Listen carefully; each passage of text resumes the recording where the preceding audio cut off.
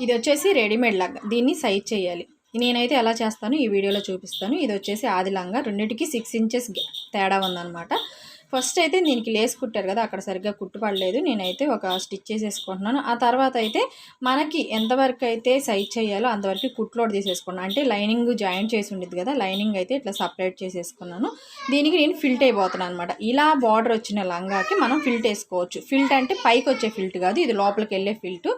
మనకి ఈ బార్డర్ దగ్గర ఇలా ఫిల్ట్ వేసామంటే మాత్రం అసలు మనకు ఫిల్ట్ వేసిన విషయం ఎవరికి తెలియదు, అసలు ఫిల్ట్ వేసినట్టు కూడా అనిపించదు అనమాట. మళ్ళీ మనం అది సైజ్ చేయడం అంటే పైన బెల్ట్ కూడా తీసేసి మళ్ళీ కటింగ్ చేసి అదంతా లాంగ్ ప్రాసెస్ కాకుండా ఇలా సైజ్ చేసి అనమాట.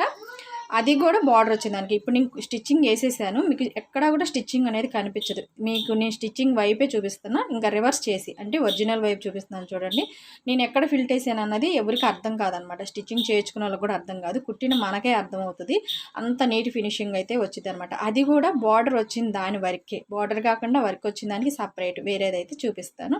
ఇప్పుడు మనం సైజ్ చేసాం కదా, అలాగే లైనింగ్ కూడా ఫోల్డింగ్ చేసేసి స్టిచ్ అయితే వేసుకోవాలి. నెక్స్ట్ బెల్ట్ దగ్గర కూడా పైన కుట్టు కింద కుట్టు, ఎందుకంటే వాళ్ళు రెడీమేడ్ లంగా కాబట్టి దూరం కుట్టేస్తారు కాబట్టి మనం ఈ ఒక కుట్టేసామంటే ఫినిషింగ్ అనేది బాగుండిద్ది. అలాగే తర్వాత ఫ్యూచర్లో కూడా ఏమైనా కుట్లు ఉన్నా మన కుట్టు అయితే ఓడదు, అదైతే లాంగ్ కుట్టేస్తారు కదా. ఇది మొత్తం ఫినిష్ అయిపోయిన తర్వాత సైడ్ అయితే జాయింట్ చేస్తున్నాను. ఇక లంగా అయితే చూడండి ఇలా వచ్చిందనమాట. మనకి ఫిల్ట్ ఎక్కడా కనిపించదు, ఎలా వేసామనేది కూడా అర్థం కాదనమాట. సైజ్ అయితే చేసేసాను. వీడియో నచ్చినట్టయితే తప్పకుండా ఒక లైక్ చేయండి. ఎవరికైనా న్యూస్ అయితే మాత్రం షేర్ చేయండి.